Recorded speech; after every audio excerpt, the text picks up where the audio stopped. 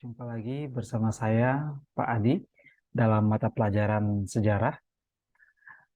Kali ini saya akan memberikan pemaparan khusus tentang salah satu materi baru yang barangkali oleh beberapa rekan-rekan pelajar juga menjadi salah satu konsep yang memang belum pernah didengar sebelumnya, yakni tentang jalur rempah.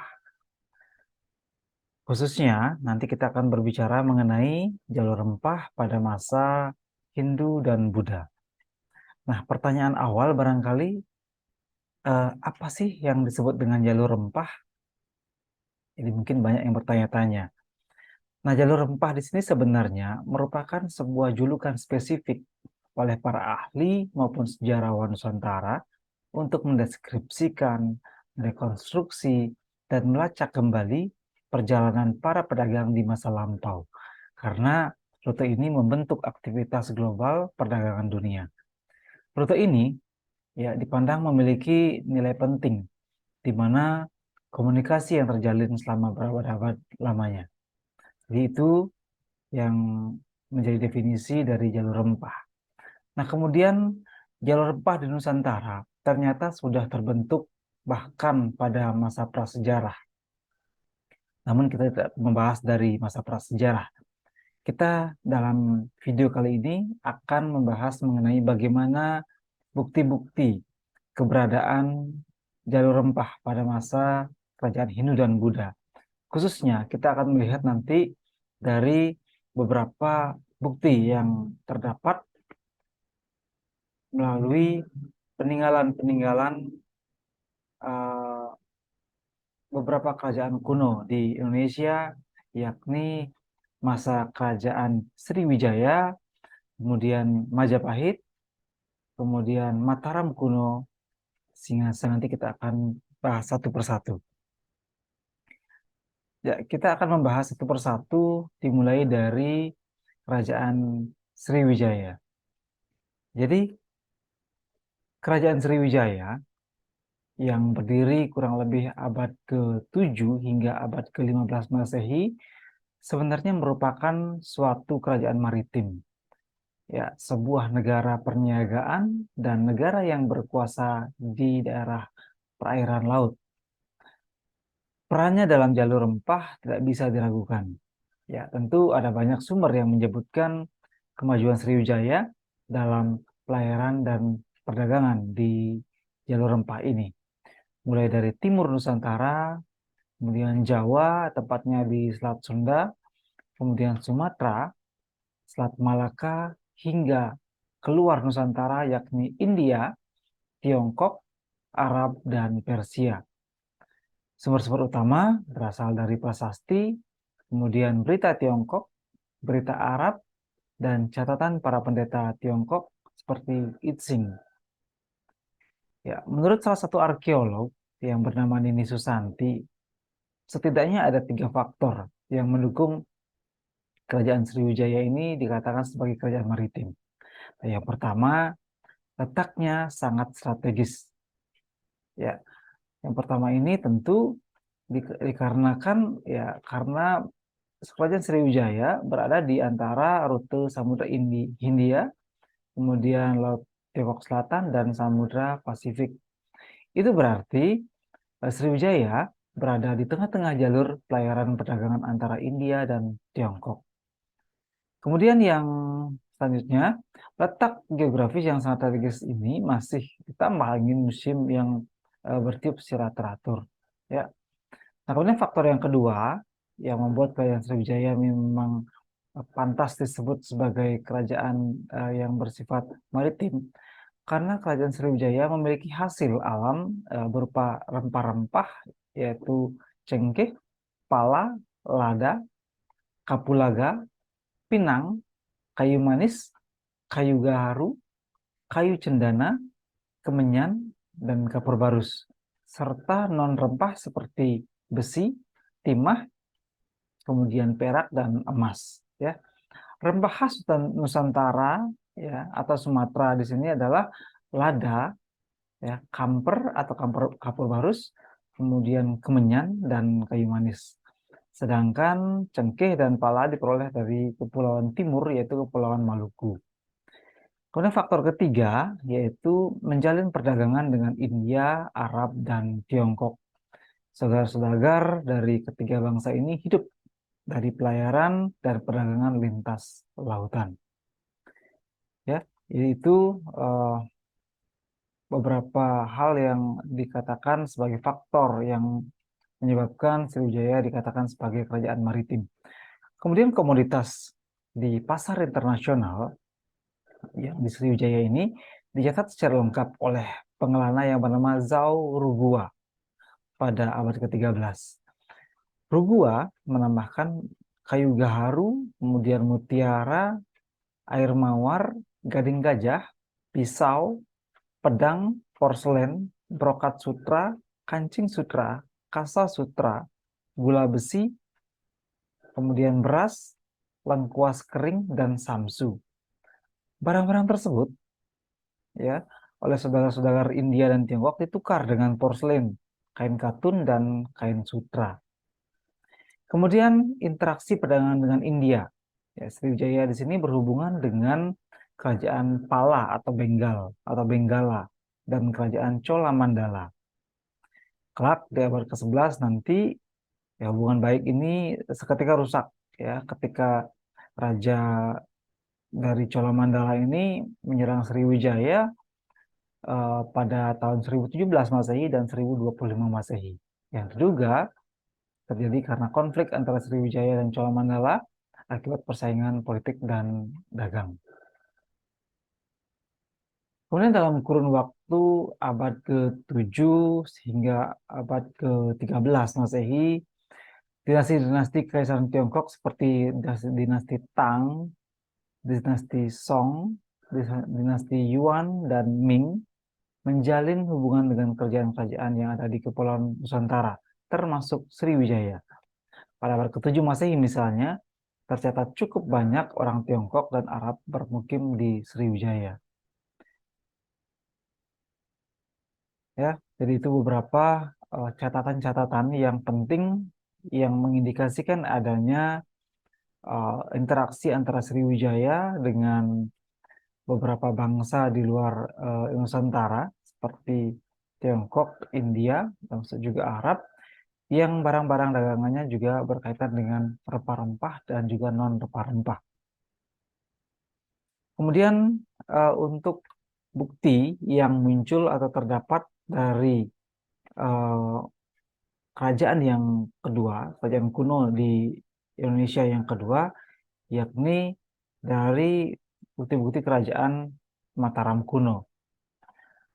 Eh, Bukti utama jalur rempah pada masa kerajaan ini adalah relief-relief pada Candi Borobudur yang dibangun pada tahun 770 hingga 825 Masehi pada masa pemerintahan Raja Samaragrawira dan Raja Samaratungga. Ada kurang lebih 63 spesies tanaman kuno di relief candi ini. Relief Candi Borobudur juga menggambarkan potret masyarakat saat itu sedang meracik jamu. Nusantara memang merupakan rumah besar keanekaragaman hayati dunia. Sekitar 11% atau lebih dari 30.000 spesies jenis tumbuhan di dunia ada di hutan tropis Nusantara. Sebagian dikenal dan dipergunakan sebagai rempah. Jadi Nusantara adalah ibu rempah yang antara lain melahirkan jenis rempah raja seperti cengkeh, pala, dan cendana. Sementara itu, relief eh, perahu kuno di Candi Borobudur membuktikan nenek moyang bangsa Indonesia adalah pelaut. Terdapat sekitar 10 relief yang membuat gambar perahu kuno dengan model yang berbeda-beda. Sejarawan J.I. Miller ya, pada tahun 69 meyakini bahwa kapal-kapal yang berlayar di Laut Jawa pada abad ke-8 serupa dengan yang digambarkan di relief Candi Borobudur. Kapal-kapal tersebut kemudian menjalin hubungan dagang hingga ke Afrika dengan menempuh rute kepulauan Maladewa, kemudian Madagaskar, kemudian Cape Town di Afrika Selatan, ada Accra, ibu kota Ghana, kemudian yang juga ke tempat yang disebut dengan Cinnamon Road atau rute kayu manis. Besar kemungkinan sebagai pelaut Nusantara, ya, jadi pelaut-pelaut tersebut menetap di sepanjang jalur kayu manis tersebut. Banyak bukti menunjukkan adanya kedekatan fisik dan bahasa antara penduduk Nusantara dan Madagaskar di Afrika. Relief di Candi Borobudur juga menunjukkan kemampuan nenek moyang bangsa Indonesia dalam penguasaan ilmu perbintangan. Hal itu ditunjukkan dengan gambar rasi Ursa Mayor dengan 7 buah bulatan yang diapit oleh bulan sabit dan matahari. Penguasaan ilmu perbintangan memungkinkan para pelaut Nusantara menyeberangi lautan dari satu tempat ke tempat yang lainnya. Ya, jadi itu beberapa bukti yang ditunjukkan oleh eh, temuan-temuan terhadap artefak-artefak sejarah yang berkaitan dengan jalur rempah di Kerajaan Mataram kuno. Kemudian kita menginjak pada kerajaan yang ketiga, yakni eh, Kerajaan Singosari. Eh, Jejak jalur rempah pada era Singosari tampak jelas pada masa pemerintahan Raja Kertanegara yang berkuasa dari tahun 1268 hingga 1292. Di bawah atau di bawah Kertanegara ini, kekuasaan Singosari meliputi seluruh Pulau Jawa, kemudian Madura, Bali, Nusa Tenggara, Kalimantan, Sulawesi, Maluku, Melayu, dan Semenanjung Melayu. Jalur utama perdagangan, mulai dari Selat Malaka hingga Kepulauan Maluku, dikuasai oleh Singosari.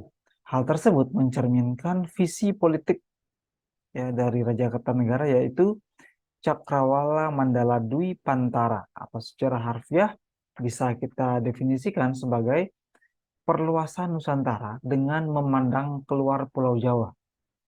Itu berarti Kertanegara bercita-cita menyatukan kerajaan-kerajaan Nusantara di bawah payung kekuasaan kerajaan Singosari. Singosari menjalin hubungan dagang dengan banyak mitra asing, terutama Tiongkok pada masa dinasti Yuan. Komoditas andalan Singosari adalah beras, kemudian emas, dan rempah-rempah. Sementara Tiongkok menawarkan sutra dan porselen. Perdagangan berlangsung melalui pelabuhan utama Tuban, Gresik, dan Sedayu di pesisir utara Pulau Jawa. Kemudian bukti arkeologis adanya hubungan dagang dengan Tiongkok pada era Singosari adalah penemuan kapal kargo Tiongkok di pantai Houzu pada tahun 1973. Menurut Che Bengtan, ya salah satu guru besar Universitas Sun Yat-sen, kapal tersebut tenggelam pada 1271 Masehi, yang masih ketika kekuasaan Singosari, ya, kapal yang memiliki panjang sekitar 24 meter dan lebar 9 meter ini mengangkut barang-barang keperluan medis seperti lada, kacang, areka, ya, kemudian ambar, cangkang kura-kura, kayu laka, dan kayu gaharu. Nah, hal yang menarik adalah hubungan dagang dengan Tiongkok tidak terpengaruh turbulensi politik. Sebagaimana kita ketahui bersama bahwa Kertanegara menolak tunduk pada Kubilai Khan, yang kemudian penguasa Mongol sekaligus pendiri dinasti Xuan di Tiongkok. Pun setelah armada Mongol diporak-porandakan oleh pasukan Raden Wijaya yang merupakan pendiri Majapahit, ya, kapal-kapal dagang Tiongkok masih lalu lalang di Laut Jawa. Ya, Kidung Panji Wijayakrama melukiskan seluruh dunia datang ke Majapahit untuk berdagang dan disambut baik oleh Raja Raden Wijaya. Itu beberapa bukti-bukti dan narasi yang ditemukan pada era kerajaan Singosari. Di kerajaan Singosari ini kemudian akan dilanjutkan ya menjadi kerajaan Majapahit yang akan menjadi pembahasan terakhir kita sekarang. Ya. Jadi dalam kitab Negara Kertagama yang dihasilkan tahun 1365 disebutkan nama-nama wilayah yang pernah dikunjungi oleh Majapahit di bagian timur Nusantara seperti Seram, Gurun atau Maluku, Wanda atau Banda. Selain bagian dari perwujudan Sumpah Palapa, Gajah Mada, ya, wilayah timur dikuasai karena alasan ekonomis, yaitu sumber rempah. Di wilayah barat Nusantara, wilayah kekuasaan Majapahit mencakup Semenanjung Melayu dan Tumasik atau Singapura. Kemudian kerajaan Samudra Pasai yang menguasai selat strategis di Semenanjung Melayu, Selat Malaka, ya ditundukkan Majapahit antara tahun 1345 sampai 1350. Majapahit ya telah mengamankan sumber rempah dan jalur pelayarannya yang strategis sebenarnya di sini. Kemudian salah seorang penjelajah yang bernama Tom Pires yang berkunjung atau pernah berkunjung ke pelabuhan-pelabuhan di Jawa pada awal abad ke-16 pasca keruntuhan Majapahit, mendengar langsung cerita dari penduduk setempat bahwa wilayah kekuasaan Majapahit membentang dari sebagian besar wilayah barat Nusantara hingga Maluku di wilayah timur. Sebagian besar dikuasai dengan cara militer, kemudian yang mencapai puncaknya pada masa pemerintahan Raja Hayam Wuruk. Majapahit seakan mewarisi visi Cakrawala Mandala Dwipantara milik Kertanegara. Kejayaan itu tidak terlepas dari kekuasaan armada laut. Tercatat pada masa jayanya, penjahat, Majapahit memiliki 2.800 kapal. Ya, Angkatan Laut Majapahit dikisahkan begitu digdayanya, sehingga kerajaan ini disebut sebagai talasokrasi atau kemaharajaan bahari. Buku Prapanca menyebut armada laut Majapahit dipersiapkan lebih kuat dan dalam jumlah besar dibandingkan kesatuan lain, serta diperlakukan lebih istimewa. Di luar posisinya sebagai kekuatan utama dalam melakukan ekspansi wilayah kekuasaan, armada laut bertugas melindungi negara induk dengan markas di pantai utara Pulau Jawa, mengawasi daerah-daerah atau kerajaan-kerajaan bawahan, serta mengawal petugas yang memungut upeti di daerah agar keamanannya terjamin dan pemungutan upeti berjalan lancar. Untuk mendukung armadanya, Majapahit mempunyai industri perkapalan yang andal. Setiap kapal perang Majapahit ya dilengkapi dengan meriam Jawa yang disebut cetbang, yang diproduksi atau dicor oleh pandai besi di ujung paling timur Pulau Jawa, yaitu Blambangan. Dengan armada laut yang didaya, Majapahit mampu mempertahankan kesetiaan kerajaan-kerajaan kecil yang dikuasainya. Alhasil, Majapahit selalu mendapatkan upeti secara periodik dari raja-raja di wilayah-wilayah yang dikuasai, baik dalam bentuk uang maupun barang seperti rempah. Ya, itu uh, perkembangannya ketika era Majapahit. Uh, jadi selain apa yang sudah saya sampaikan mengenai Majapahit, barangkali perlu juga saya sedikit singgung mengenai ekspedisi Laksamana Cheng Ho. Ekspedisi Cheng Ho antara tahun 1405 dan 1433 dalam rangka misi dagang, yaitu ketika Majapahit sudah mulai melemah. Jadi Laksamana Cheng Ho berusaha untuk mencari kelengahan dan kelemahan dari penguasa Majapahit saat itu.